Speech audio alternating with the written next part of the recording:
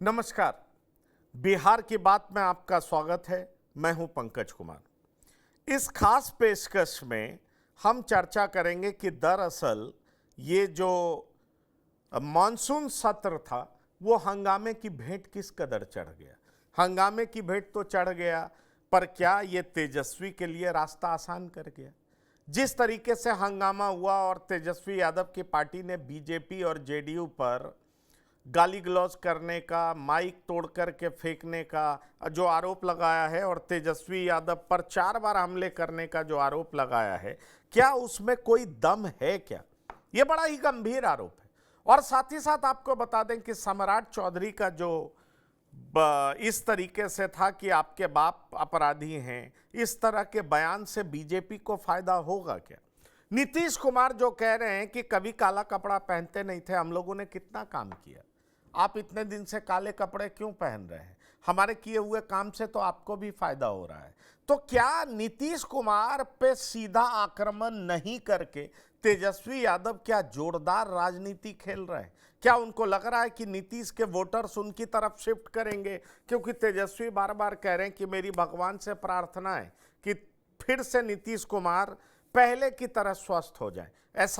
ऐसा करने के पीछे उनकी राजनीति क्या है? और फिर रबड़ी देवी और नीतीश कुमार के बीच में जो वॉक युद्ध होता है, उसका मतलब क्या है? इस पूरे सदन में क्या कुछ हुआ, ये बात हम आपको समझाने जा रहे हैं। क्योंकि मानसून सत्र कुल मिलाकर के कहा जाए तो जितना हंगामेदार रहा है, और खास तौर पर तेजस्वी यादव ने इसका भरपूर फायदा लेने का प्रयास किया है। किस हद तक सफल हो रहे हैं तेजस्वी? क्या उनके वोटों में इजाफा हो रहा है? क्या उनके वोटर बेस में फायदा हो रहा है? क्या इसका लाभ वो चुनाव में उठा पाएंगे, या एनडीए के साथ जातीय समीकरण बड़ी संख्या में है? नीतीश अभी भी हीरो हैं, नीतीश के नाम पर सरकार बनने वाली है, बीजेपी मजबूत है। क्या है स्थिति अंदर की, वो हम आपको बताने जा रहे हैं। पहले आप देखिए कि किस तरीके से सदन में हंगामे की स्थिति रही, टाइम टू टाइम क्या कुछ होता रहा है, वो हम आपको दिखाने जा रहे हैं। गुंडा तो बच्चे से गुंडा ही वो करता है, बोरिंग रोड बैठ के बच्चे से ओकरा का हम लोग देखे हैं। सम्राट चौधरी के लड़किन के छेड़त रहे, वहाँ बैठ के चल रहा बोरिंग रोड, उनका दूसरा के गुंडा ही करेगा। तेजस्वी यादव को तो 4 बार मारने की कोशिश किया गया था, रास्ता में ब्रेक से यहाँ भी मारने की कोशिश हो रहा है। हम लोग जानते हैं कौन कौन आदमी लगा हुआ है। आप कह रहे हैं तेजस्वी की जान को खतरा है। जान के खतरा है, हम लोग सब सिफारिश किए हैं। और साजिश कौन करेगा? बीजेपी जदयू के छोड़ के कौन करेगा साजिश? यहाँ बिहार में कौन है साजिश करने वाला? दबाव देता है, जनता के जबान बंद करेगा। संस्कारी नहीं ना है, संस्कारहीन है, उस सब नाला के कीड़ा है उस। सम्राट चौधरी का अस्तित्व गिर चुका है और वो गुंडा पार्टी से आता है। भारतीय जनता पार्टी जो है आरएसएस, नाथूराम गोडसे जो महात्मा गांधी का हत्या किया है, उसी पार्टी से बिलोंग करते हैं। और ये लोग गुंडे लोग हैं। ये लोग छवि देख रहा है कि किस तरीके से गुंडागर्दी दिखा रहे हैं। कोई भी किसी को भी बाप को गाली दे देना, किसी के पिता को गाली दे देना। अगर हम उनके पिता को गाली देंगे तो कैसा लगेगा? अशोभनीय बात है। इस तरीके का माहौल क्रिएट नहीं करना चाहिए। जो जनता का मुद्दा है उसको लेकर संगठन के लोगों ने उठाने का काम किया है, तो जनहित का मुद्दा है, तो उस पर ये लोग गाली गलौज कर रहे हैं। जो मुद्दा है उसको सरकार मान नहीं रही है और उल्टा सरकार गुंडागर्दी कर रही है।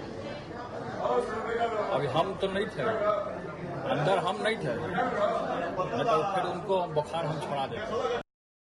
इसका बाप जो है अपराधी हो बिहार का, वो क्या बोलेगा? बाप के बिहार का लुटेरा हो, लुटेरा। ज्यादा जोर से बोलोगे सब लोग बैठ गए, तो गीला हो जाएगा, बैठ जाइए, बैठिए।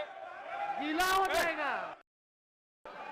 जरा ये लोग हंगामा करते हैं, सुनो ना, ये लोग जब हंगामा करते हैं तो जरा देख लीजिए सबका कपड़ा कैसा पहने हुए है।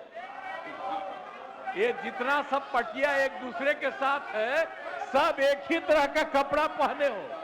आज तक दूसरे साल कभी एक दूसरे तरह से नहीं निकले थे, अब अभी अपना एक ही तरह का कपड़ा पहने हो, इसी तरह से कर रहे हो। तो एक बात तो क्लियर कट आ गया।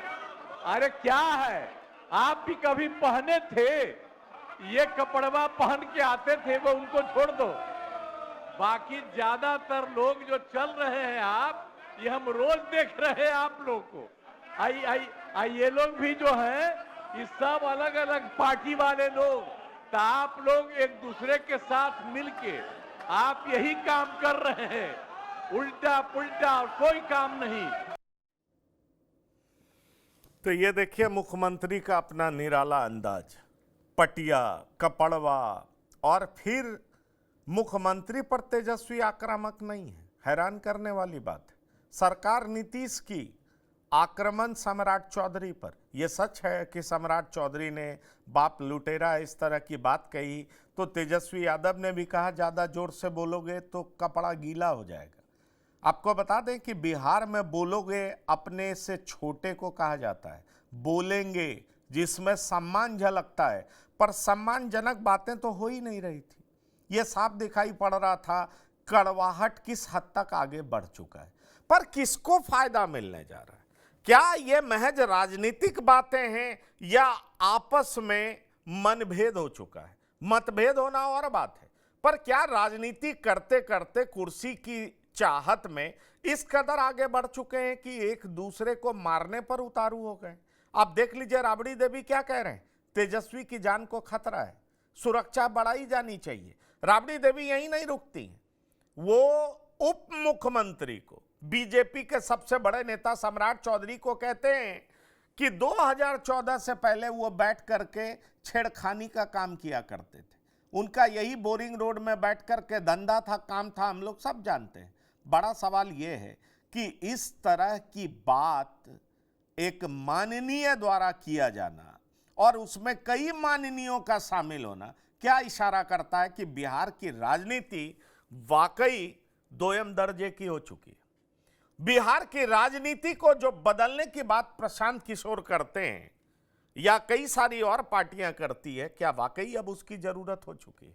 क्या इस राजनीति से आम लोगों को दुर्गंध आने लगी है? ये मैं नहीं बोल रहा हूं, ध्यान रखिएगा, क्योंकि खुद स्पीकर कहते हैं आपने आचरण को बदलिए, बच्चे देखने आए हैं, क्या कहेंगे आपके बारे में, बहुत शर्मिंदगी महसूस हो रही है। सवाल यह है कि पॉलिटिकल स्कोरिंग के चक्कर में ये पार्टियां क्या इस स्तर पर उतर आई हैं कि अब बच्चे गलत चीज सीख लेंगे, ये स्पीकर को कहना पड़ रहा है? या पूरी राजनीति इसलिए है क्योंकि चुनाव नजदीक है, तेजस्वी लूट ले गए महफिल, बीजेपी और एनडीए, बीजेपी और जेडीयू शायद पीछा रह गई, कहीं ऐसा तो नहीं हो गया? इन तमाम चीजों पर हम चर्चा करने जा रहे हैं और आपको बताने जा रहे हैं कि टाइम टू टाइम बिहार का ग्राफ किस तरीके से बदल रहा है, क्या स्थिति और परिस्थिति बदल रही है, क्या तेजस्वी काफी आगे बढ़ते हुए दिख रहे हैं या तेजस्वी द्वारा तमाम तरह के आरोप लगाना बेबुनियाद है,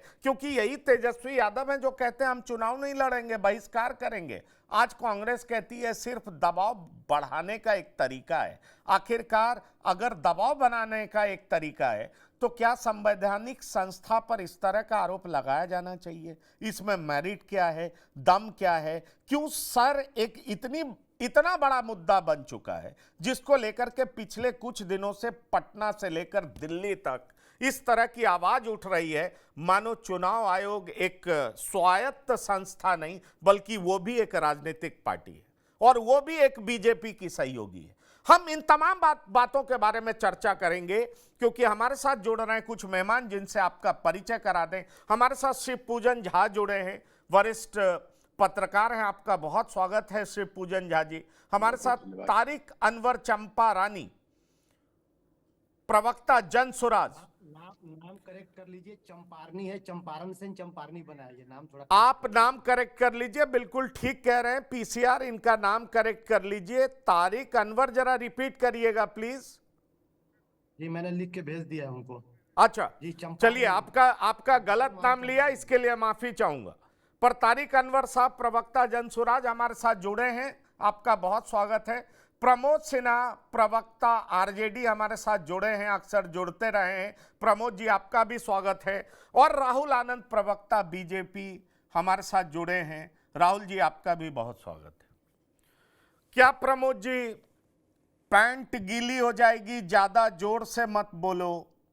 चलिए, उन्होंने जो बोला उसका जवाब इस तरीके से देकर के क्या आपने विधानसभा की महफिल लूट ली और आपको लगता है कि तेजस्वी महफिल लूट ले गए और मुख्यमंत्री बनने के रास्ते में वो काफी और आगे निकल गए? बिहार की जनता इसको बहुत पसंद करेगी, ऐसा लग रहा है क्या?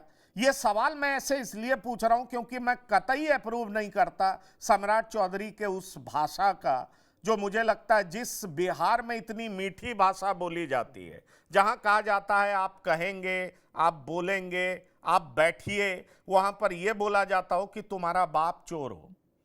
इस भाषा को मैं बिल्कुल अप्रूव नहीं करता, पर जो जवाब दिया गया है, आपको लगता है कि क्या अब सदन की मर्यादा वही रह गई है और बिहार के लोग इसको पसंद करेंगे? देखिए पंकज जी, सबसे पहले जो ये सत्र, जो मॉनसून सत्र बुलाया गया, और मॉनसून सत्र में जो बिहार के परिप्रेक्ष्य में जो सबसे महत्वपूर्ण और जो ज्वलंत समस्याएं थी, उनको लेकर के हमारे नेता आदरणीय तेजस्वी प्रसाद यादव जी ने अपना पक्ष रखने का काम किया और सरकार से यह विनम्रता पूर्वक आग्रह करने का काम किया। और आपने देखा था कि सदन में भी हमारे नेता आदरणीय तेजस्वी प्रसाद यादव जी ने स्पीकर साहब को विनम्रता पूर्वक यह कहने का काम किया कि जो SIR की प्रक्रिया जो आनन फानन में अपनाई गई है, ये बिहार के लोगों के लिए ये ज्वलंत सवाल है, इस पर जो है चर्चा कराई जाए। और प्रत्येक दिन आप देख रहे होंगे कि प्रत्येक दिन हमारे नेता चाहते थे कि इस मुद्दा पर बात हो, लेकिन सत्ता पक्ष के लोग जो है इस मुद्दे पर बात करना ही नहीं चाहते थे। हमारे नेता ने तो अनुनय विनय तक करने का काम किया, हमारे नेता ने तो कहने का काम किया लोग विधानसभा स्पीकर को कि हम चाहते हैं ये जो ज्वलंत जो मुद्दा है इस पर जो है चर्चा कराई जाए। और डे बाय डे आप देखिए हमारे नेता इसके लिए जो है प्रयासरत थे कि इस पर चर्चा हो। लेकिन जब जिस दिन की बात आप कह रहे हैं, उस दिन विधानसभा स्पीकर के द्वारा जब बातें रखने के लिए कही गई और हमारे नेता जब बात कहने लगे, उस पर देखिए किस प्रकार से सत्ता पक्ष जो है भड़क गया। सत्ता पक्ष के द्वारा ही टोका टोकी की गई और विधानसभा स्पीकर ने क्या कहने का काम किया सत्ता पक्ष को? उन्होंने कहा कि आप सदन चलाना नहीं चाहते हैं। तो जवाबदेही, किसी भी सदन को चलाने की जवाबदेही जितना विपक्ष की होती है उतना ही सत्ता पक्ष की होती है। और जहां तक मर्यादा की बात है, तो मर्यादा का तो हनन हमेशा जो है सत्ता पक्ष के द्वारा किया जाता रहा है। अब देखिए माननीय मुख्यमंत्री नीतीश कुमार जी का आज आप अपने इंट्रो में दिखलाने का काम किया कि किस प्रकार से माननीय मुख्यमंत्री नीतीश कुमार जी ने यह कहने का काम किया कि काला कपड़ा और ये सब चीजें। देखिए SIR एक महत्वपूर्ण मुद्दा था, लेकिन माननीय मुख्यमंत्री नीतीश कुमार जी के भी मुंह से SIR पर एक भी शब्द निकलने का काम नहीं हुआ कि आखिर विपक्ष चाहता है SIR पर बहस करना, तो उस पर बहस होनी चाहिए। क्यों नहीं होनी चाहिए? बिहार के लोगों का जो 7 करोड़ 90 लाख जो मतदाता हैं, उन मतदाताओं का ये महत्वपूर्ण चीज है, उस पर क्यों नहीं बात होनी चाहिए? मैं आपसे सहमत भी होता हूं कि बात होनी चाहिए, जबकि यह मामला अदालत में भी है ना, मामला अदालत में चल ही रहा है। आप अपनी बात रख ही रहे थे, बात बिल्कुल होनी चाहिए। सदन बातों के लिए ही है, सदन अपनी भावनाओं को रखने के लिए ही है। सदन में चुने हुए प्रतिनिधि अपने जनमानस की भावनाओं को ही प्रतिबिंबित करते हैं, वहां पर रखते हैं, पता चलता है कि लोग क्या सोचते हैं और उनके प्रतिनिधि उस बातों को सदन में रखते हैं। प्रवक्ता बीजेपी से मैं पूछना चाहूंगा कि दरअसल सदन की मर्यादा को लेकर के आपकी पार्टी कहां लेकर जा रही है? चाल चलन चरित्र और चेहरे की बात करने वाली पार्टी के नेता अगर इस तरह के बयान पर उतर जाएं, तो आपको लगता है आपको लोग पार्टी विद डिफरेंस मानेंगे? राहुल आनंद जी। पंकज जी, सबसे बड़ी बात यह है कि सदन की जो आत्मा है वो विपक्ष में विराजमान होती है। यह भारतीय जनता पार्टी से बखूबी कोई नहीं समझ सकता है, और हमने अक्सर इस बात को कहा है और हमारे प्रधानमंत्री ने भी इसकी स्वीकार्यता दी है। देखिए, सबसे बड़ी बात यह है कि जब भी कोई सदन चलता है, अभी कुछ दिन पहले की बात है, हमारे विपक्ष के जितने साथी हैं सारे बड़ी मुखर होकर एक बात को कहा करते थे कि बेरोजगारी और महंगाई पे अक्सर सरकार से लड़ाई और तीखी बहस कहा करते थे। हमारे बीच अक्सर नोक-झोंक हुआ करती थी, मैं अपने तथ्यों को देता था, वो अपने तथ्यों को लेकर आते थे। लेकिन ये जो 3 दिन का जो वक्त मिला इनको, 17वीं विधानसभा की जो आखिरी सत्र जो चल रहा था, उसमें इन्होंने अपने मैंडेट को नुकसान पहुंचाया।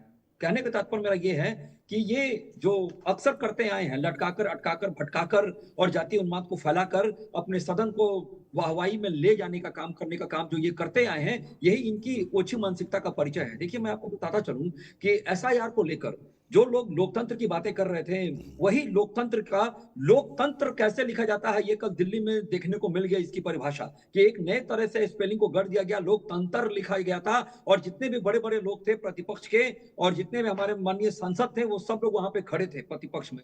अब यहाँ सब ये होता है कि इसी को कहा जाता है कि हाथ कंगन को आरसी क्या, पढ़े लिखे को फारसी क्या। जो एक मानसिकता का जो ये परिचय देते हैं, काला अक्षर भैंस बराबर, वो देखने को मिल रहा था। देखिए, हर वक्त सदन में बहस होनी चाहिए, तीखी आलोचना होनी चाहिए सरकार की, ताकि सरकार आपके प्रश्न का उत्तर दे पाए। लेकिन जिस तरह से भाषा का मर्यादा फूट रहा था, और निश्चित रूप से देखिए, अगर इतिहास के पन्नों को पलटा जाए तो इस इतिहास के पन्नों में इस चीज को देखने को मिलेगा कि किसने क्या किया है। हम भी अगर खानदान की बात करेंगे तो हमारे खानदान से ही मेरी पहचान होगी। और तेजस्वी यादव जी के पास अब तक अपना कोई मैंडेट नहीं है। उनके पास अभी जो भी मैंडेट बचा है वो इनके माताजी और पिताजी का कार्यकाल ही है, 15 साल का, जो ये गिना सकते हैं। इनके पास अपना फिलहाल कुछ भी नहीं बचा है। अगर तथ्यों के आधार पर अगर ये बात करें, जो हमारे आरजेडी के बड़े भाई जो बातों को रख रहे थे, उस पर अगर बात करें तो एक अध्ययन आई थी। इस अध्ययन की चर्चा निश्चित रूप से होनी चाहिए और इसको करना चाहिए। वो अध्ययन का नाम था demographic reconstruction and electoral roll inflation, यानी कि जो एसएसआर की जो प्रक्रिया शुरू हुई है, बिहार 2025 और भारत 2025 की बातें करते हैं,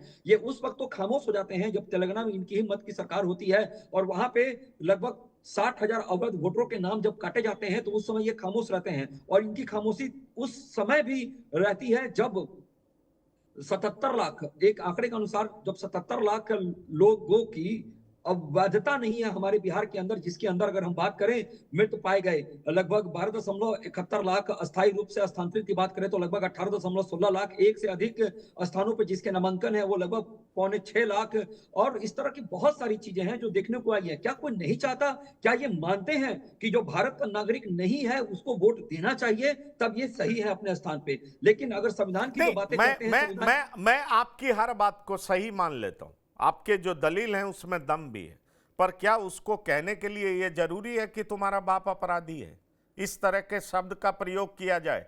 और अगर तेजस्वी यादव को मैंडेट नहीं है और उनके माता पिता की वजह से है, तो सम्राट चौधरी कैसे अलग हैं साहब? सम्राट चौधरी ने कौन सा जन आंदोलन शुरू किया? सम्राट चौधरी भी तो शकुनी चौधरी के पिता हैं, के बेटे हैं। ये एलिजिबिलिटी तो है उनकी, और क्या है? और ये मैं खुलेआम पूछ रहा हूं, वो कोई अलग नहीं है। एक जाति से आते हैं जिनको आप अपने साथ जोड़ना चाहते हैं, कुर्मी से ज्यादा उनकी जाति है। आपको बड़ा चेहरा शकुनी चौधरी के सुपुत्र दिखे, इसलिए आपने सीधा बीजेपी में उनको उप मुख्यमंत्री बना दिया। बीजेपी में तो पहले कोई ऐसा होता नहीं था। बिहार में गजब प्रयोग हो रहा है। आपका प्रदेश अध्यक्ष कांग्रेसी, आपका उप मुख्यमंत्री हर पार्टी से घूम के आया हो, और शायद यही तो वजह है कि वो लोग कुछ भी बोल रहे हैं। बीजेपी में तो ऐसे बात नहीं होती थी। मैंने लंबे समय से बीजेपी को कवर किया। मैं ताराकांत झा जी को भी जानता हूं, कैलाश जी को भी देखा हूं, यशवंत सिन्हा जी को भी देखा हूं, और बड़ी तू मैं भी होती थी। लेकिन ये लोग अपनी विद्वता से अपने अपोनेंट को, लालू प्रसाद जैसे मंजे हुए नेता को यशवंत सिन्हा चुप कर दिया करते थे, सुशील मोदी चुप कर देते थे, राहुल आनंद जी, मैं आपको याद दिला रहा हूं। और आपकी पार्टी के लिए इसलिए भी ये सूटेबल है क्योंकि अब लोग आप ही की पार्टी के लोग ऑफ द रिकॉर्ड मुझे फोन करके कहते हैं, अब देखिए दिलीप जायसवाल पर आप लोग चुप हो गए हैं, इतनी बड़ी पार्टी है, रोज जनसुराज चैलेंज करती है, आप बोल नहीं पाते। यह हकीकत है या नहीं है? बता दीजिए। दिलीप जायसवाल खुद चुप हो गए, यह सच है या नहीं? मैं अगर आपकी बातों का, हाँ बिल्कुल आप बोलिए। और मैं शिव पूजन जी भी वरिष्ठ पत्रकार हैं, मैं उनके पास जाऊंगा और आप तमाम लोगों की बातों का जवाब उनसे लूंगा। आप जरूर बोलिए, आप फ्री हैं, हमारे पास बहुत समय है, आप बोलिए। जी देखिए, एक पुरानी कहावत है कि संगत से गुनात है, संगत से गुंजात है। अगर गंगा पवित्र है तो गंगा पवित्र ही मानी जाती है आज के समय में। चाहे आप उसमें कितने भी कचरे फेंक दिए तो गंगा को पवित्रता का ही स्थान दिया गया है। और मैं आपको बता दूं कि 2014 के कार्यकाल को उठाकर देख लिया जाए तो आज तक हमारी इस गंगा को किसी का दाग नहीं लगा है, कहीं ये गंगा निर्मल नहीं हुई है, कहीं ये गंगा ओछी मानसिकता का परिचय नहीं दी है। और हमने जो भी किया देश और राष्ट्र के हित के लिए किया है। और मैं आपको बताता चलूं कि 2014 से 2024 तक के कार्यकाल को उठाकर देख लिया जाए तो एक भी आरोप ऐसे भारतीय जनता पार्टी के ऊपर नहीं लगे हैं। अब सवाल उठता है सदन की और सवाल उठता है बिहार की। तो मैं आपको बताता चलूं कि अभी कुछ दिन पहले मैंने एक बड़ी चर्चा भी किया था माननीय प्रदेश अध्यक्ष जी के ऊपर, जिसके ऊपर जनता टीवी पे हम लोग बैठे थे और इसकी चर्चा की थी। और एएनआई को 18 तारीख के बाद एएनआई को एक साक्षात्कार देते वक्त माननीय प्रदेश अध्यक्ष जी ने इस बात को कहा कि जो बातें हैं वो बिल्कुल निराधार है और जल्द ही मैं तथ्यों के साथ आपके सामने। अरे वो जल्द कब आएगा? वो 5 दिन बीत गया, दूसरी किस्त वो प्रशांत किशोर ने बता भी दी, तीसरी किस्त रखने वाले हैं। अरे राहुल आनंद जी, मुझे पता है आप लोग अंदर खाने क्या बात करते हैं। आप बीजेपी जैसी आक्रामक पार्टी डिफेंसिव खेल रही है, जो आगे बढ़ के बैट घुमाती है वो बैकफुट पे चली गई है, ये सच बात है। और ऐसा इसलिए हुआ है क्योंकि अब आपके अपने लीडर प्रमुख जगह पर नहीं है, आपने दूसरी जगह से इंपोर्ट किया है, यही परेशानी है आपकी। इसीलिए आपकी जो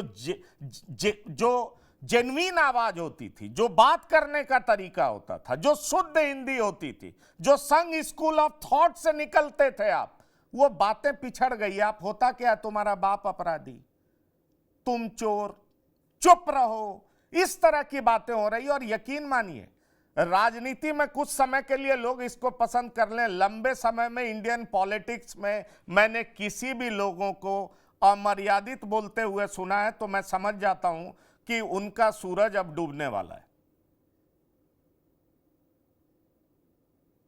शिवपूजन झा जी साहब, मैं आऊंगा, बहुत मैं समय दिया। प्रवक्ता आरजेडी भी बोलना चाह रहे हैं, पहले एक बार तारिक अनवर साहब के पास भी जाऊं।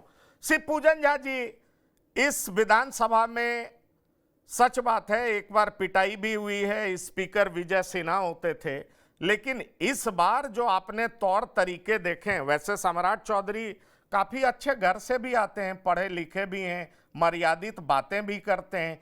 क्या ये जानबूझ करके एक्टिंग आपको दिखाई पड़ता है? क्योंकि जितना लालू प्रसाद को गाली देंगे, उनके परिवार को गाली देंगे, उनके विरोध में उतने ही बड़े नेता बनकर के उभरेंगे। क्या ये सोच समझ करके ऐसी चाल चली जा रही है, ऐसा एक्ट किया जा रहा है जो कि बीजेपी की अपनी ओरिजिनल लाइन से अलग है?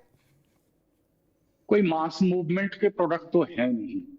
आप देखे होंगे इससे पहले भी धरना प्रदर्शन जब हुआ था, लाठियां चली थी, भाजपा के एक मेंबर ऑफ पार्लियामेंट का सर फटा था डाक बंगला चौराहे के समक्ष, तो वहां पर भी सम्राट चौधरी ने कोशिश की थी टू स्टील द शो। हम समझते हैं कि इस तरीके की बयानबाजी आखिर हो क्यों रही है। मैं कहता हूं कि this is purely attention grabbing tactics, सिर्फ ध्यान आकृष्ट करने का एग्जैक्टली बहुत सारे मुद्दे चल रहे हैं पंकज जी, उन मुद्दों को आपने देखा होगा एड्रेस नहीं किया जा रहा। दिलीप जायसवाल जी का आपने जिक्र किया, काफी हमलावर हो चुके हैं प्रशांत किशोर, एक के बाद एक आरोप लग रहे हैं। दिलीप जायसवाल की तरफ से खंडन करना कोई बात नहीं होती है। भाई साहब, आप साक्ष्य दीजिए, आप प्रमाण दीजिए, आप उनके खिलाफ जो है आप मानहानि का केस कीजिए। ऐसी बातें तो हम होते हुए नहीं देख रहे हैं। लेकिन जिस तरीके से देखिए कि सदन की मर्यादा तार तार हो रही है, ये राजनीति के गिरते स्तर का द्योतक है और हम इसमें लगातार ह्रास होते हुए देख रहे हैं।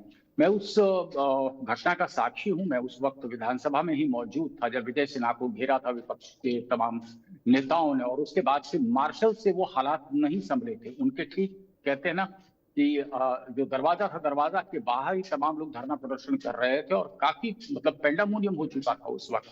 तो बाहर से पुलिस आई थी और डीएम साहब को मैंने देखा था कि वो खुद केहूनी से वो जो है इलेक्टेड रिप्रेजेंटेटिव को पीट रहे हैं। बहुत सारों को उठा उठा करके फेंका गया, हमने बेहोश होते लोगों को देखा। तो बहुत इंप्रूवमेंट तो मैंने देखा नहीं। अभी तो ऐसी स्थिति पिछले 2-3 दिन के अंदर में आपको कई बार देखने को मिली जब धक्का मुक्की की स्थिति उत्पन्न हुई, कागज फेंकने की स्थिति उत्पन्न हुई, और कितनी मशक्कत करनी पड़ रही है स्पीकर को। तेजस्वी यादव के पिताजी पर जिस तरीके से बात कही सम्राट चौधरी ने, और फिर तेजस्वी यादव की जो प्रतिक्रिया आई, या फिर हम देखते हैं कि थोड़ी देर बाद ही रबड़ी देवी जिस तरीके से आरोप लगाती है, तो राजनीति के गिरते हुए स्तर को दिखा रहा है। लेकिन आप एक बहुत पते की बात इसी डिस्कशन के बीच में कर रहे हैं, वो ये कि देखिए कि ये दो वॉरिंग फैक्शंस जो हैं, दो ब्लॉक हैं। एक के खिलाफ एक फटीग फैक्टर भी है, एंटी इनकम्बेंसी है, दूसरे के खिलाफ वो जंगल राज का कहते हैं स्टिग्मा, वो भी अटैच्ड है। अब यहाँ पर हम देख रहे हैं कि तीसरा विकल्प, और यकीन मानिए इन दोनों की लड़ाई जिस तरीके से होगी, मर्यादा जितनी तार तार एक दूसरे की ये करते रहेंगे, ऐसे आरोप लगा करके फायदा तीसरा उठाएगा। ग्रेजुअली आप देख रहे हैं जितने भी सर्वे आ रहे हैं उसमें प्रशांत किशोर और उनकी पार्टी का ग्राफ वो क्लाइम करता चला जा रहा है। ये लोग आपस में यहाँ पर जो है वो गाली गलौज करते रहे और प्रशांत किशोर वहां पर जनता की बात को लेकर के वो पुलिस से लाठी खाने को तैयार बैठे हुए हैं। तो मुझे लगता है कि बिहार की राजनीति में अभी एक त्रिकोणीय मुकाबला, त्रिकोणीय संघर्ष होने के पूरे आसार हो चुके हैं और ग्रेजुअली प्रशांत किशोर इन सब चीजों का एडवांटेज लेते हुए नजर आ रहे हैं। पंकज, चलिए, आप बड़ी बात कह रहे हैं, वो एडवांटेज लेते हुए नजर आ रहे हैं, पर क्या एडवांटेज मिल रहा है? लोग नोटिस कर रहे हैं, उनकी बातों की चर्चा कर रहे हैं, पर यह वोट में तब्दील होगा? तारिक अनवर साहब, वोट में तब्दील होगा? पहला सवाल। दूसरा सवाल, जो 35 साल की राजनीति बदलने की बात कह रहे हैं आप, वाकई 35 साल की राजनीति बिहार के स्वस्थ लोकतंत्र की परंपरा को क्या अब दूषित कर रही है? जिस तरह के मैसेज, लड़ाई, बातें बाहर आ रही हैं, क्या अब वाकई लोगों को शर्मिंदा करने लगा है? और अब आपके भीतर उम्मीद जागी है कि लोग आपको पसंद करेंगे? क्योंकि अभी तो सदन में व्यवहार करने का मौका लोगों ने दिया नहीं है, तो अभी आप बाहर आक्रामक हैं, पर क्या ये वोट में तब्दील होगा? और जो रवैया आप देख रहे हैं कि राबड़ी देवी द्वारा भी एक चुने हुए प्रतिनिधि पर अगर कहीं आरोप है तो सामने रखिए ना, छेड़खानी करते थे। मैं बोलना भी नहीं चाह रहा हूं, क्योंकि हमें यह नहीं भूलना चाहिए कि सम्राट चौधरी हमारे उप मुख्यमंत्री हैं, बीजेपी के नेता हैं, वो आदरणीय है। एक स्वस्थ लोकतंत्र में पद की भी गरिमा होती है, मर्यादा होती है। उन्होंने जो बोला वो भी गलत था, पर उनके खिलाफ जो बोला गया वो भी गलत है। तो क्या आपको लग रहा है कि ऐसे में जो एक पॉलिटिकल स्पेस तैयार हुआ है उसमें आपके लिए जगह दिखाई पड़ रहा है? तारिक अनवर साहब। जी पंकज जी, सबसे पहली बात यह है कि जो 30-35 सालों की जिस राजनीति की बात हो रही है, वो राजनीति आज 2025 में पहुंचते पहुंचते वाकई में बहुत दूषित हो गई है। और बिहार की जनता भले कितना भी पलायन करे, बाहर जाकर रोजगार ढूंढे, लेकिन पॉलिटिकली जो है उनकी नज़र बिहार के हर एक एक्टिविटी पर होती है। वो देश के किसी भी कोने में हो, सदन की कार्यवाही को यूट्यूब के माध्यम से हो या जैसे भी हो, वो सुनते हैं, खबरों के माध्यम से वो सुनते हैं। और वो लगातार देख रहे होंगे कि किस तरीके से पिछले 5-7 सालों में सदन के भीतर घटनाक्रम हो रही है। आप देखेंगे कि पिछले बार जैसे शिवपूजन सर जी बोल रहे थे कि पिछले बार मार्शल से नहीं कंट्रोल हुआ तो डीएम साहब को आना पड़ा, पुलिस बुलानी पड़ी। वही लोग जब विधायक लोग जब मार्च कर रहे थे पिछली बार तो उनकी पिटाई हुई। अब जो हालात पिछले 3-4 दिनों में जो सदन में जो देखने को मिला, जिस तरीके के अभद्र भाषा का इस्तेमाल हुआ, वो सम्राट चौधरी जी के द्वारा हो या तेजस्वी यादव जी के द्वारा हो या बाहर निकलकर राबड़ी देवी जी के द्वारा हो, ये जनता बहुत नजदीकी से, बहुत बारीकी से उसको देख रही है और समझ रही है। और मसला यह है कि पॉलिटिकल ट्रेनिंग का भी मसला है। ये हमारे सम्राट चौधरी जी हो या तेजस्वी यादव जी हो, इन दोनों की जो पॉलिटिकल ट्रेनिंग है वो कहीं ना कहीं आरजेडी में भी हुई है। और भारतीय जनता पार्टी के भी जो लीडर है उनकी भी ट्रेनिंग पर कहीं ना कहीं क्वेश्चन मार्क उठता है कि भाई आप जिस पार्टी से आते हैं, जिसके बारे में ये चर्चा थी कि बहुत ही संयमित होते हैं लोग, बहुत ही डिसिप्लिन्ड होते हैं, वहां भी अगर आप इस तरीके की हरकत करते हैं तो भारतीय जनता पार्टी पर भी क्वेश्चन मार्क यहाँ की जनता लगाएगी, बिहार की जनता। और इन सब का एडवांटेज ऑब्वियस सी बात है कि तीसरे विकल्प के रूप में जो प्रशांत किशोर जी ने जो कोशिश पिछले 3 सालों से की है, उस कोशिश को फायदा होगा। फायदा इसलिए भी होगा कि सदन के भीतर भी मुद्दों पर बात नहीं हो रही है। लगभग 58,000 करोड़ के बजट पर चर्चा होनी थी, 12 से ज्यादा विधेयकों पर चर्चा होनी थी, लेकिन चर्चा तो कहीं नहीं हुई। उन बजट में क्या बातें थी किसी को पता नहीं चला, विधेयक में क्या क्या बातें थी किसी को पता नहीं चला। तो बिहार की जनता को जब पता ही नहीं चला कि भाई 57-58 करोड़ रुपए कहाँ एलोकेट हो रहा है, किनके लिए दिया जा रहा है, उसके लाभार्थी कौन है, तो हम उन मुद्दों को तो लेकर जाएंगे ना, ग्राउंड पर लेकर जाएंगे, समाज के बीच लेकर जाएंगे, लोगों के बीच लेकर जाएंगे और हम बताएंगे कि भाई मानसून सत्र चल रहा था, ये 5 साल का आखिरी सत्र चल रहा था जिसमें बहुत ही महत्वपूर्ण निर्णय लिए जा सकते थे। आपने बड़ी बात कही और मैं यही चाहूंगा कि अब बीजेपी के प्रमोद सिन्हा जी आप जुड़े हैं हमारे साथ, आवाज मिल रही है? नहीं मिल रही है उनके पास। मैं बीजेपी प्रवक्ता राहुल आनंद जी के पास ही जाना चाहूंगा। क्या राहुल आनंद जी, आपने सुना, चाहे तेजस्वी यादव हो चाहे सम्राट चौधरी, दोनों की पॉलिटिकल ट्रेनिंग तो आरजेडी में ही हुई है। क्या आपकी पार्टी में अब ट्रेनिंग होना बंद हो गया है, या ट्रेंड नेता नहीं है इसलिए आपको आयात करना पड़ रहा है? आपको लग रहा है कि पहले कभी बीजेपी में ऐसा होता था? ये सवाल आपकी पार्टी के भीतर से ही आता है, मेरे सवाल नहीं है, मैं यकीन मानिए। पंकज जी, निश्चित तौर पे भारतीय जनता पार्टी के पास नेताओं की कमी नहीं है। हमारा हर एक कार्यकर्ता मुख्यमंत्री का दावेदारी है। लेकिन सवाल ये उठता है कि जब सदन में सत्ता पक्ष और विपक्ष के बीच जब भिड़ंत होती है तो उसकी एक गरिमा होती है। आपने देखा होगा कि किस तरह से ये लोग चले जा रहे थे और जाकर वेल में जाकर हंगामा कर रहे थे, और माफ कीजिएगा, विधानसभा स्पीकर को कहना पड़ा इस बात को कि आप अपना आचरण ठीक रखिए, ऊपर से बच्चे देख रहे हैं। तो इसका मतलब साफ साफ है कि देखिए, इनकी पार्टी की जो परिभाषा रही है वो आई ही है उठकर जंगल राज से। आपको मैं बता दूं, इन्हीं के एक साथी हैं पप्पू यादव जी का एक बयान आ रहा था चैनल पे, जिसको मैं देख रहा था, सुन भी रहा था, जिसको समझने की जरूरत है आपके चैनल के माध्यम से दर्शकों को, कि उन्होंने कहा है इस बात को कि अगर तेजस्वी यादव जी मुख्यमंत्री बनते हैं तो मैं बिहार छोड़कर भाग जाऊंगा, नहीं तो मेरी हत्या हो जाएगी। इस तरह का डर की बात अगर वो करते हैं, जबकि वो आरजेडी से ही निकल कर आने वाले व्यक्ति हैं और मजबूत व्यक्ति भी हैं, इस तरह की बातें अगर करते हैं तो निश्चित तौर पे ये महागठबंधन में इतना मन भिन्नता है और सहयोगी पर भी हमला कर रहे हैं। इसका मतलब ये है कि मारने और मरने की जो धमकी दे रहे हैं, तो इनका क्या वजूद होगा आपको मैं बता दूं। देखिए, इंडिया अलायंस के लोग कुछ भी कहें, जब भारत सरकार को भी घेरने की बातें आती है तो जूम मीटिंग का ही सहारा लेते हैं, जबकि सभी लोग उपस्थित थे दिल्ली में, और दिल्ली में एक जगह बैठकर चीजों को कर सकते थे। तो ये इनकी अखंडता में विखंडता नजर आ रही है, ये तय है। मैं आपको बता दूं कि भारतीय जनता पार्टी का जो चाल चरित्र और स्वरूप रहा है वो बिल्कुल रहा है जनता के बीच में रहने का। हम जब कहते हैं कि सबका साथ, सबका विकास और सबका सम्मान, तो चीजें, हर नेता की अपनी कोई क्वालिटी हो सकती है, लेकिन कोई अपने आचरण से डेविएट नहीं होता है। यानी कहने मतलब हम कोई जिगजैग ट्रैक पे नहीं चलते हैं। हम जो चलते हैं, हमारा एम बिल्कुल स्पष्ट होता है। महाभारत के एक पात्र में भी बताया गया था। अभी हमारे जन स्वराज के साथी एक चर्चा कर रहे थे कि बजट में क्या था, तो मैं आपको बता दूं कि महाभारत के एक पात्र में जब सबसे पूछा गया कि आपको क्या दिख रहा है, निशाना कहां लगाना है, वहां एक अर्जुन ही था जिसको पता था कि सब कह रहे थे मछली पे मारना है, लेकिन अर्जुन को पता था कि आंख पे निशाना लगाना है। तो इस तरह की चीजें होते रहेंगी, लेकिन मैं आपको यकीनन इस चीज का भरोसा दिला देता हूं कि शानदार, जबरदस्त और जिंदाबाद तरीके से फिर से इंडिया की वापसी होगी। और जो इंटैक्ट की जो हम बात करते हैं, लोग आएंगे जाएंगे। जन स्वराज का भी लिटमस टेस्ट हो चुका है और जनता ने गठबंधन को भी नकार दिया है। जब लिटमस टेस्ट हुआ था तो उस समय आरजेडी की सिटिंग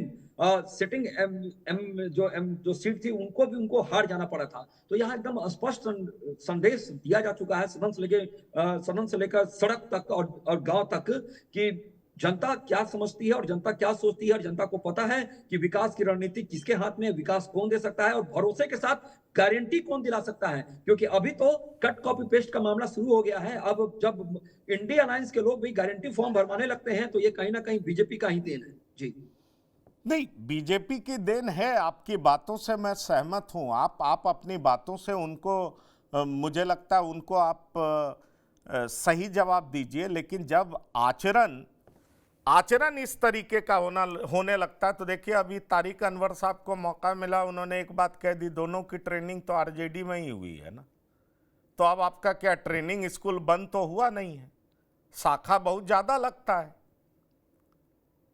और भाई, आप लाठी रखना भी सिखाते हैं, ऐसा नहीं है, पर लाठी का प्रयोग उचित समय पे करने की बात करते हैं। तो फिर आखिरकार ट्रेनिंग को लेकर के जो सवाल उठ रहा है, और वो भी देखिए, सवाल भी बड़ा ही टेक्टिकल है। आप देखिए क्या कहा जाता है। शिवपूजन जी जरूर बोलिए, प्लीज आप जवाब दीजिए। मैं आ रहा हूं तारिक अनवर साहब जी, बोलिए। जी, अभी देखिए कि मुझे लग रहा है कि जो भाजपा के प्रवक्ता हैं कुछ ज्यादा ही आत्मविश्वास से लबरेज नजर आ रहे हैं। जमीनी हकीकत कुछ और है पंकज भाई। मैं आपको बताऊं सच्चाई, तो पिछले 20 साल से इतनी हिम्मत नहीं जुटा पाई भाजपा कि वो नीतीश कुमार का पिछलग्गू होना बंद कर दे। इस बार भी आप देखिएगा कि नीतीश कुमार की पूरी कोशिश होगी कि वो बड़े भाई की भूमिका में ही रहें। कोशिश उनकी होगी कि मैक्सिमम नंबर ऑफ सीट्स ले, बावजूद इसके कि एक फटीग फैक्टर भी है, एंटी इनकम्बेंसी फैक्टर भी है। अभी यहाँ पर हम विषय जिसकी चर्चा कर रहे थे और मैं उम्मीद कर रहा था कि भाजपा के प्रवक्ता उसका जवाब देंगे। पहला सवाल तो यही कि इनके जो मतलब स्टेट के प्रेसिडेंट हैं उन पर लग रहे आरोप से ये पल्ला क्यों झाड़ रहे हैं, उसका जवाब क्यों नहीं देखते। बहुत जल्द चुनाव आने वाला है, जनता ये सवाल भी करेगी। दूसरी अहम बात ये है कि देखिए ठीक है, हम मानते हैं कि 2015 के चुनाव के नतीजों का जो डर है वो बहुत ओवरवेलमिंग है, इसलिए आप चाहते हैं किसी भी तरीके से नीतीश इनके पाले में ही रहे। नीतीश को ये ढो रहे हैं, सच्चाई है। एंटी इनकम्बेंसी और पेटिंग फैक्टर मैं बार बार जिक्र कर रहा हूँ, ये दोनों एग्जिस्ट कर रहा है, लेकिन इसके बावजूद भाजपा इतनी हिम्मत नहीं जुटा पा रही है कि नीतीश कुमार को डंप करके अकेले ही चुनावी मैदान में जाए और इसके बावजूद कह रही है कि थम्पिंग मेजोरिटी से आएंगे। 225 तक का इन्होंने नारा दे दिया। ये तो स्थिति हो, मैंने आपको कह दी एनडीए गठबंधन की। महागठबंधन में आप देखिए कि एक too much over ambitious Mukesh Sahani ji पहुंच गए हैं। पिछले बार किस तरीके से प्रेस कॉन्फ्रेंस के बीच में उन्होंने कहा था कि मेरे पीठ पे छुरा घोंपा है, फिर उसके बाद हमने देखा कि राजनीति करवट लेती है और हेलीकॉप्टर वो मछली खाते नजर आते हैं तेजस्वी यादव से, जो काफी ज्यादा उसका मतलब पॉलिटिकल डिस्कशन उस विषय पर हुआ। कमोबेश आप आकलन कर रहे हैं कि दोनों ही जो ग्रुप्स हैं, एनडीए की बात कर लें या इंडिया अलायंस की बात कर लें, दोनों में लगभग एक जैसी स्थिति है। सीट बंटवारा का पेच बहुत जबरदस्त तरीके से फंसना है दोनों ही गठबंधन में। और सबसे अहम बात यह है कि दोनों को ही ये डर सता रहा है कि भाई पिछली बार मात्र 12,500 वोट पर सरकार बन गई थी, यही डिफरेंस था दोनों में, तो कांटे की टक्कर हो नहीं है। अब तो तीसरा एक प्लेयर आ चुका है, जो आप लोग जितना भी इधर उधर दाएं बाएं की बात करेंगे उसका फायदा वो उठाएगा। नहीं, वो बात आप बिल्कुल ठीक कह रहे हैं। पिछली बार तो ठीक है, एलजेपीआर एनडीए के पक्ष में नहीं थी, सरकार किसी तरीके से बन गई, और बन गई तो 12,500 वोट के अंतर पर ही सरकार बनी। लेकिन अब एक तीसरी पार्टी है, वो कितनी सीटें जीतेगी ये तो पता नहीं, लेकिन मैं इतना जरूर जानता हूं कि बहुत सारी सीटें आपको हरा देगी, इसकी तो मैं गारंटी ले सकता हूं। और अगर इस तरह का चाल चलन, चरित्र और चेहरा बाहर आया तो यकीन मानिए, आपको नहीं लगता कि किस तरीके से पॉलिटिक्स में पैराडाइम शिफ्ट हुआ है कि जंगल राज का नाम सुनकर के आरजेडी भागती थी, अब महाजंगल राज कहकर के बीजेपी को कोसने लगी है। ऐसा क्या हो गया इस शासन में कि अब महाजंगल राज, जंगल राज, अपराध अब आरजेडी के लोग बोलने लगे? ऐसा क्या हो गया है? मुझे लगता है निश्चित रूप से आत्ममंथन, आत्मचिंतन की जरूरत है। तारिक अनवर जी, गंभीर सवाल यह है कि इस तरह के मौके तो आपको मिल रहे हैं, पर क्या इसको आप कन्वर्ट कर पाएंगे? क्या आप जिस तरह के लोगों को साथ ले रहे हैं, आपकी बातें तो लोगों को पसंद आ रही हैं, पर आप कितने कॉन्फिडेंट हैं कि ये वोट में भी तब्दील होगा? देखिए पंकज जी, जाहिर सी बात है कि जब किसी नए प्लेयर की एंट्री होती है तो नए नए लोग आते हैं राजनीति करने के लिए, और लोगों को बड़ा इसलिए नहीं दिखता है क्योंकि पहले से स्थापित लीडर नहीं होते हैं, तो कुछ लोगों को लगता है कि भाई इनकी जमीन में पकड़ नहीं होगी। लेकिन आप लोग पत्रकार हैं, आप लोगों को इनपुट आता होगा कि हम लोग जिस तरीके से रिग्रेसिव तरीके से कैंपेन कर रहे हैं, लोगों के बीच जा रहे हैं, ग्राउंड पर जा रहे हैं, गांव में गलियों में जा रहे हैं और मुद्दों के साथ जा रहे हैं, तो जाहिर सी बात है कि लोग अलाइन हो रहे हैं हमारे साथ। और अभी तो 3 महीने का वक्त है, अभी इन लोगों का विजन डॉक्यूमेंट आएगा, इनका भी मैनिफेस्टो आएगा, उसका काउंटर अभी हमारे पास होगा। जब ये सब चीजें जब हम पिच कराएंगे तो आरजेडी गठबंधन हो या भाजपा गठबंधन हो, इनका नींद उड़ना ही उड़ना है। लेकिन मेरा एक सवाल भारतीय जनता पार्टी के प्रवक्ता से ये है कि सदन में जो 4 दिन जो हंगामा हुआ है, उसमें जो महत्वपूर्ण जो बिल थे, जो संशोधन बिल थे, उसमें लगभग 12 चीजें ऐसी थी जिस पर जनता को जानकारी होनी चाहिए थी। मैं प्रवक्ता महोदय से जानना चाहता हूं कि जनता तो छोड़ दीजिए, आप ही उन 12 मुद्दों को बता दीजिए, 12 बिल का नाम बता दीजिए जिस पर चर्चा होनी थी। भाई जब लीडर्स को नहीं पता है, प्रवक्ताओं को नहीं पता है, तो आम जनता को कहां पता होगी? तो हम उन सब चीजों को समाज में लेकर जाएंगे, लोगों को बीच लेकर जाएंगे और जागृत करेंगे। हाँ पंकज जी, इनके हाँ प्रश्न का उत्तर देना चाहूंगा। हाँ देखिए, मैंने पहले ही कहा था कि भारतीय जनता पार्टी के लोग जब भी बैठते हैं तो वो पढ़ लिख कर और सोच समझ कर ही आते हैं। मैं आपको बता देता हूं कि सप्लीमेंट्री बजट जो आने वाला था उसके अंदर 12 सौंपे जाने वाले जो विधेयक थे वो इस प्रकार से थे, आप समझ से चलिएगा। पहला मैं बता दूं, जन नायक कर्पूरी ठाकुर कौशल विश्वविद्यालय विधेयक 2025, बिहार का पहला कौशल विश्वविद्यालय रोजगार उन्मुख था। उसके बाद बात करते हैं गीत कार्यकर्ता और छोटे दुकानदारों कर्मियों के अधिकार पर विशेष विधेयक की बात हो रही थी। 3 भूमि सुधार संबंधित विधेयक जिसमें प्रमंडल स्तर अपीलीय पदाधिकरण और कृषि भूमि उपयोग की धारा में स्पष्टता लाने की बात हो रही थी। नगर निकाय संशोधन विधेयक, भूमिगत पाइपलाइन संशोधन, धार्मिक न्याय संशोधन, पशु प्रजनन संशोधन, जम्मू संरक्षण एवं बंदोबस्त संशोधन, वस्तु एवं सेवा का संशोधन, ये सब विधेयक शामिल किए गए थे। और मुझे लगता है कि ये मुझे पता है तो सारे नेताओं को लगभग ये बात पता होगा, क्योंकि कभी भी कोई भी सदन की कार्रवाई चलती है तो उसके पहले क्या आना है ये स्पष्ट होता है। ये सत्ता पक्ष को भी पता होता है और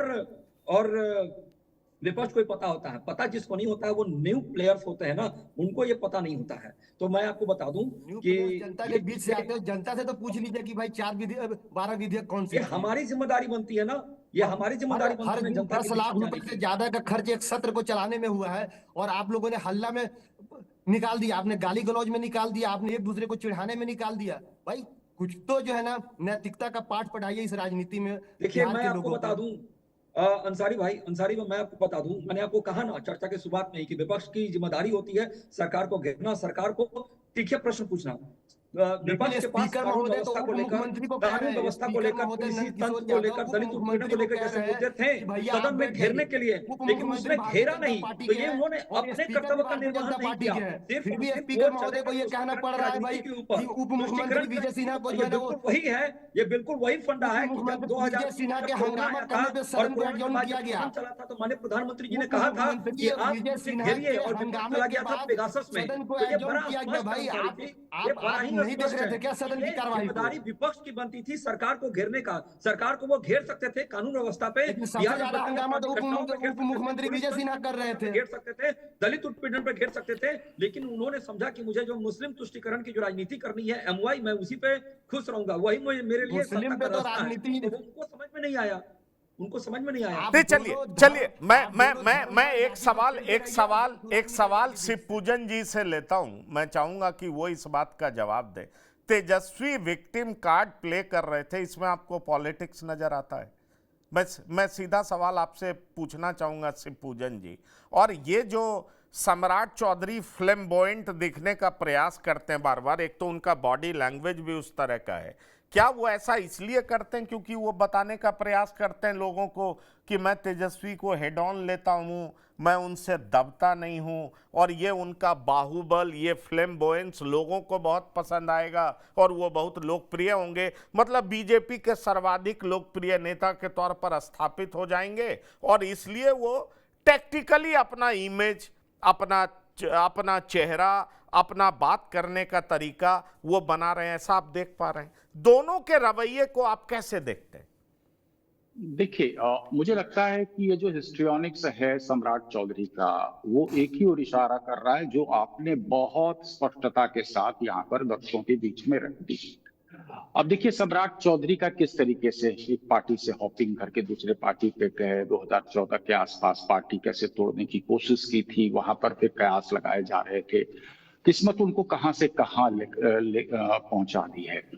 अब सम्राट चौधरी पर भाजपा दाव तो लगा रही थी, क्योंकि कहीं ना कहीं भाजपा को ये लग रहा था कि शायद नीतीश के समानांतर इनका कद हो जाएगा, और जो ओवर डिपेंडेंस भाजपा का हो गया है नीतीश कुमार को लेकर के, शायद उसमें कुछ कमी आएगी।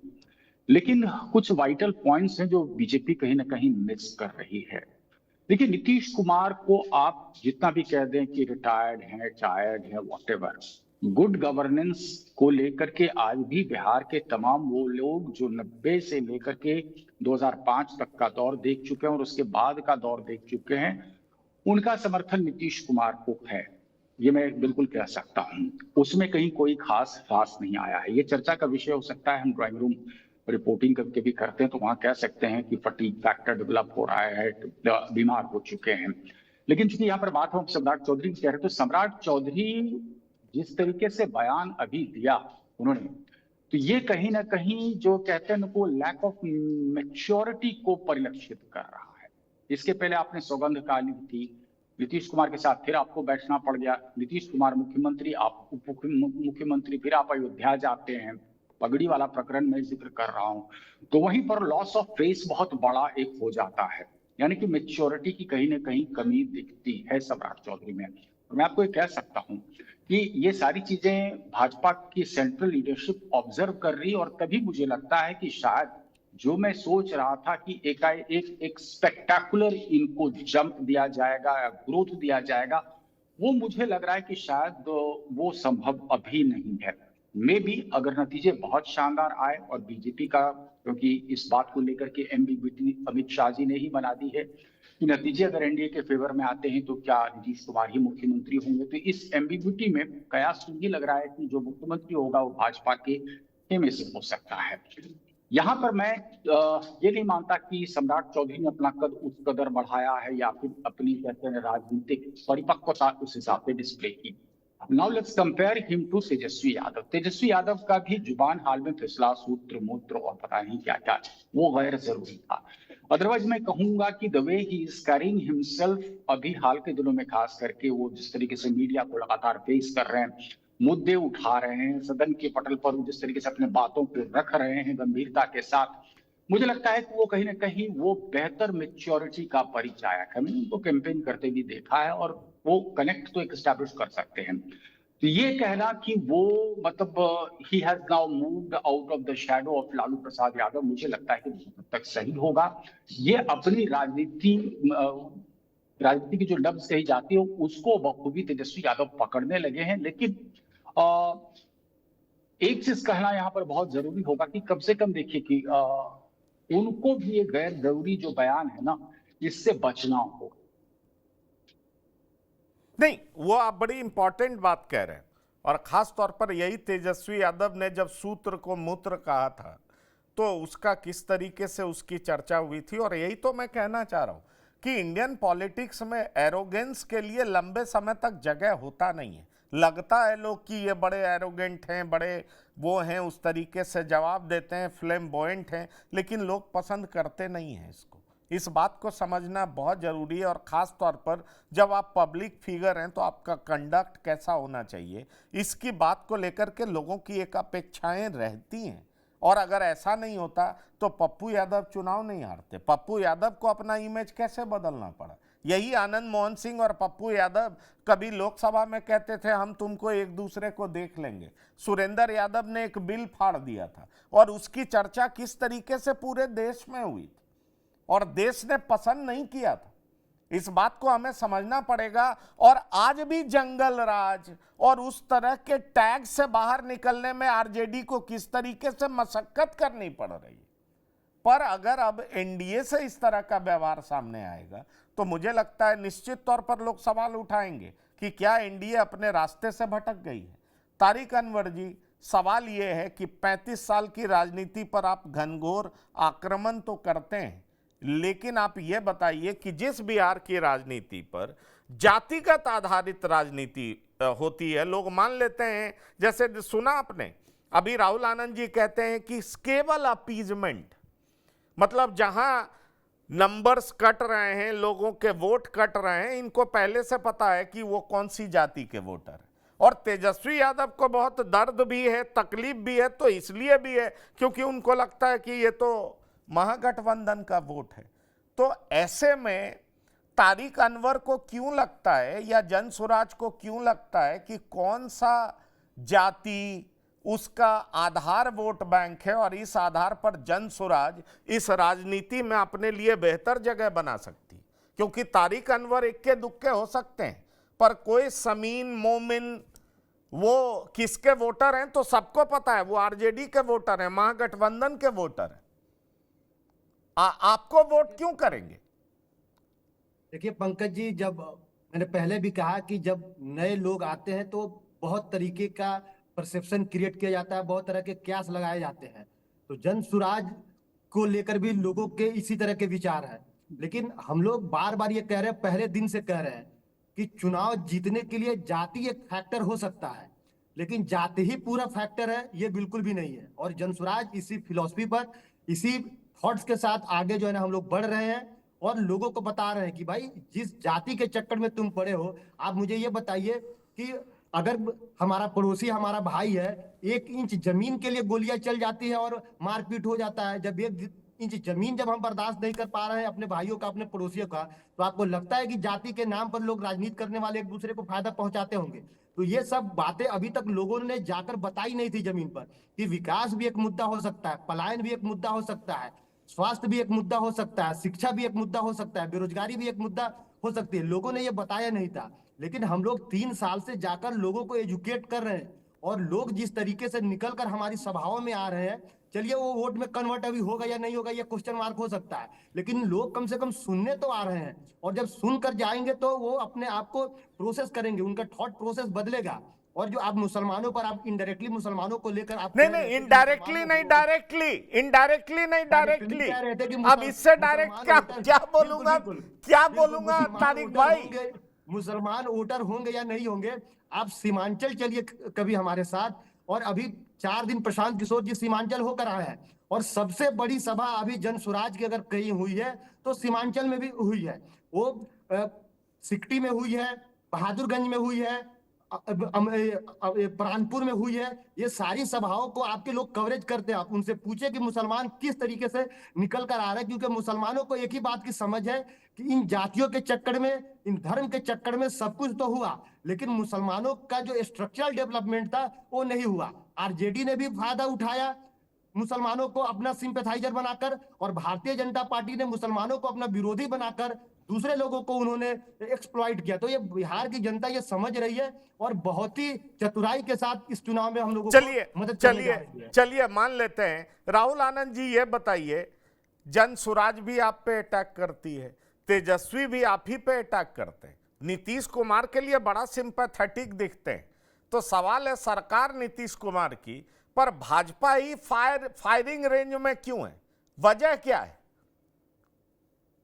देखिए, भारतीय जनता पार्टी का जो राजनीति करने का जो चैप्टर का जो अध्याय आप बात कर लेते हैं, तो वो निश्चित तौर पे यही है कि भारतीय जनता पार्टी कभी भी अपने दुश्मनों को अच्छे से ललकारती है। आपने देखा होगा कि हमने कभी भी कोई संदेश दिया है तो बड़ी कड़े तरीके से ही संदेश दिया है। तो हमारे पार्टी का डीएनए ही ये है कि जब भी रहिए तो आप बोल रहिए, और अपने जो विपक्ष खेमे के लोग हैं उनको आप बताइए कि आप क्या कर रहे हैं। और मैं आपको यकीनन इस चीज को भरोसा दिला देता हूं कि जो हमारा बॉडी लैंग्वेज भी होता है जनता के बीच में जाने का, या जनता के लिए, तो जनता के लिए हम जाते हैं और जनता से हम चुने जाते हैं। तो लोकतंत्र की सच्ची आस्था में जो स्थापना करते हैं मंदिर में जिस देवता की, उसके लिए हम जाने जाते हैं। मैं आपको एक चीज और बता देना चाहूंगा पंकज जी, निश्चित तौर पे, कि देखिए, हम लटकाकर अटकाकर भटकाकर राजनीति नहीं करते हैं, यही हमारी पहचान है। इसीलिए शायद हम वायलेंस की तरह ही पेश आते हैं सदन में।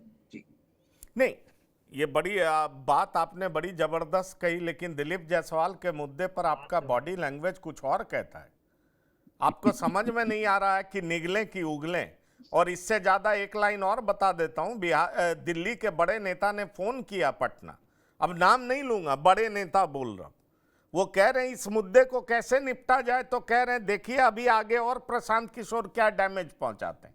तो ये तो आपको भी पता है, पर इस मुद्दे पर आपका बॉडी लैंग्वेज कुछ और कहता है। शिवपूजन झा जी, और मैं आपसे सिर्फ नहीं, आप बोल लीजिए, मैं तो चाहूंगा भारतीय जनता पार्टी का प्रवक्ता इस पर बोले। बोल देता हूं। हाँ, देखिए, मैंने पहले भी कहा था, चर्चा के शुरुआत में भी कहा था कि देखिए क्या है कि अदगत गगरी छलकत जाए वाली बात है।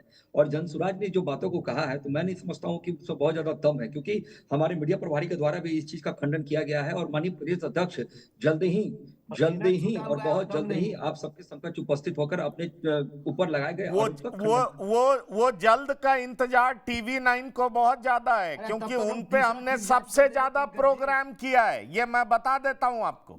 उस जल्द का इंतजार हमें बहुत जल्दी है, क्योंकि हम जानना चाहते हैं, और हम जानना इसलिए भी चाहते हैं कि दिलीप जायसवाल वाकई बीजेपी के प्रेसिडेंट हैं, लेकिन उनके कितने दोस्त अन्य पार्टियों में, कितने ब्यूरोक्रेट को उन्होंने अबलाइज किया है, वो किस तरह का इन्वेस्टिगेशन हुआ था जिसमें उन्हें क्लीन चिट मिला और उनकी बीबी MBBS हो गई, ये सब जानना चाहते हैं। मुझे अच्छा लगेगा अगर आप प्रशांत किशोर को गलत साबित करेंगे, तो मैं ही जोर से कहूंगा कि दूसरे केजरीवाल तो नहीं हो गए, कि पहले आरोप लगाए और बाद में कोर्ट पहुंच करके माफी मांगने लगे, जैसे केजरीवाल अरुण जेटली के साथ किए थे, नितिन गडकरी के साथ किए थे। शिवपूजन झा जी, मैं चाहूंगा फाइनल कमेंट आप दे दीजिए।